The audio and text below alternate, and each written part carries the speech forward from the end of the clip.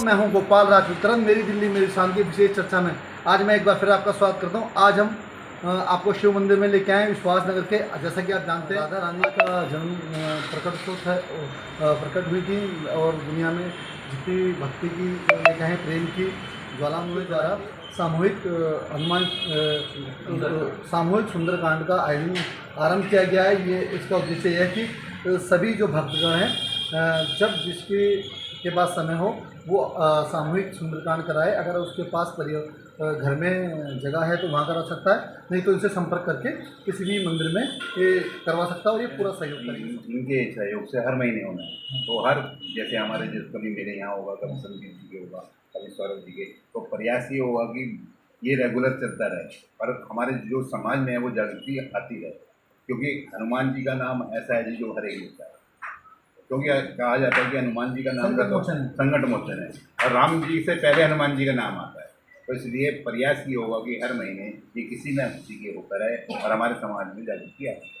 Sir, आपके बारे में जितना मैं जानता हूँ, अब भगवान हनुमान जी के भक्त हैं और कहा जाता है जो व्यक्ति को ये कहेंगे फवारा होता है, तो ये कहें कि आशीर्वाद होता है, वो ज़्यादा हनुमान जी की कृपा उसकी ज़्यादा कृपा होती है। तो आप ये दिन रात लगे रहते हैं हनुमान जी की सेवा में, तो आपसे किस प्रकार? तो अपना इष्ट देव हनुमान जी को ही मानता हूँ और इसलिए सुंदरकांड चालू करा है। और मेरी एक वो भी घोषणा है कि इस सुंदरकांड को जो हर महीने के तीसरे शनिवार को होगा। अच्छा, इसमें जो नहीं, यहाँ पर नहीं, कोई भी आदमी जहाँ कराएगा उसके स्थान पर होगा। अगर उसके पास सुरक्षित स्थान नहीं है हनुमान सुंदरकांड कराने के लिए, तो 2023 तक उस कैंप की व्यवस्था उसके लिए निश्चित हो जाएगी। जैसा कि मैंने बताया कि ये हनुमान जी के भक्त हैं, हनुमान जी के इष्ट हैं। जो भी भक्त अपने यहाँ पे हनुमान जी का सुंदरकांड करवाना चाहता है और उसके पास व्यवस्था नहीं, तो कैंप की व्यवस्था निःशुल्क कराने का इन्होंने एक तरह से आह्वान किया लोगों को। जो कि यहाँ के बहुत बड़े समाज सेवी हैं और राष्ट्रवादी विचारधारा से आते हैं। सर, क्या कहना चाहेंगे? एक पहल है, अक्सर हिंदुओं के अंदर एक बात देखी जा रही है, तो एक है सनातनियों में एक बात देखी जा रही है कि लोग व्यक्तिवादी होते जा रहे हैं, एक दूसरे नहीं मिल रहे हैं, रिश्तेदारी कम हो रही है। इस पहल को आप कहाँ देखते हैं कि लोग समाज होगा?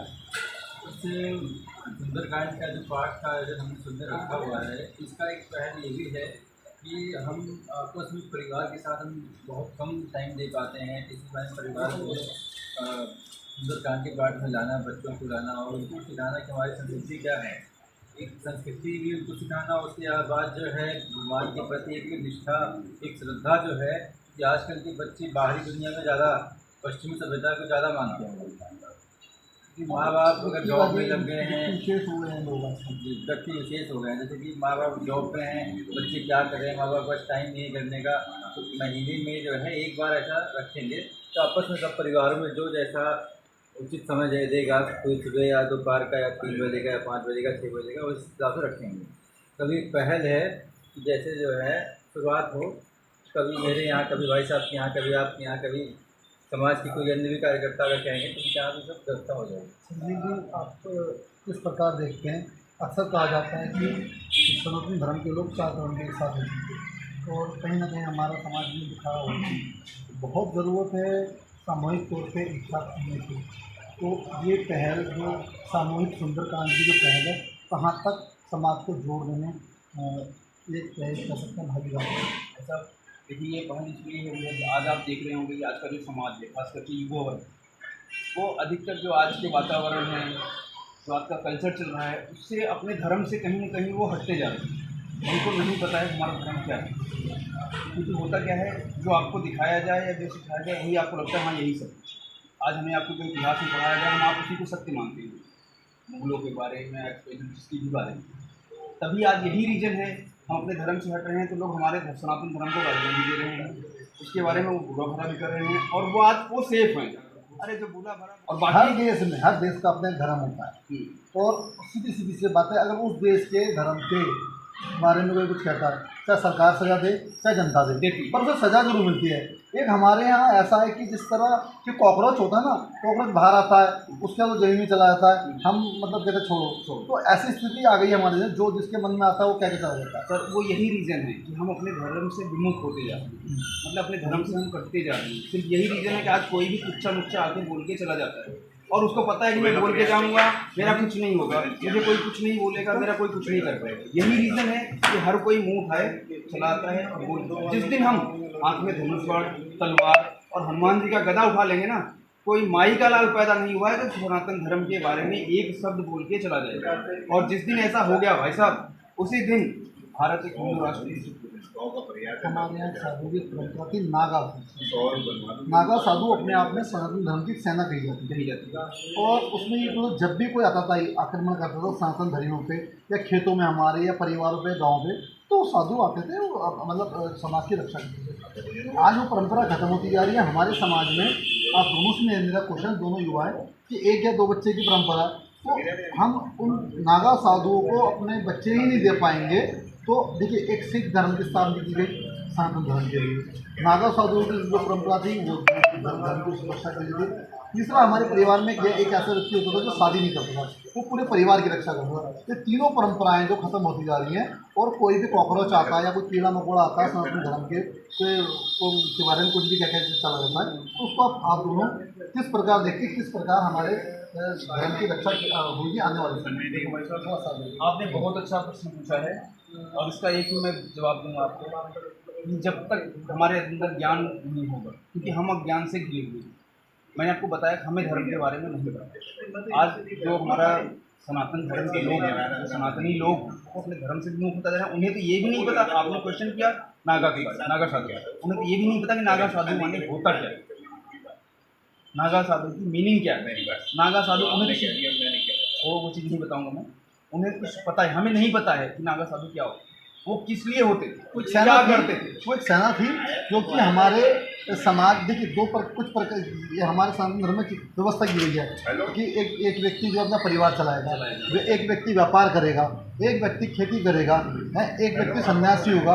उस सन्यास के बाद एक अलग परंपरा होती है, तो भगवान को प्राप्त करना ना उनका उद्देश्य होता, उनका उद्देश्य समाज की रक्षा नहीं, समाज सेवा अलग चीज़ है, समाज की रक्षा करना होता था। बिल्कुल सीधा सीधा मैं आपको फिर बता रहा हूँ, समाज सेवा करना अलग होता है, भगवान की प्राप्ति के लिए साधु बनना अलग होता है, और समाज की रक्षा करने के लिए अलग होता है। तीनों परंपराएं हमारे यहाँ बिल्कुल तोड़ दी गई हैं।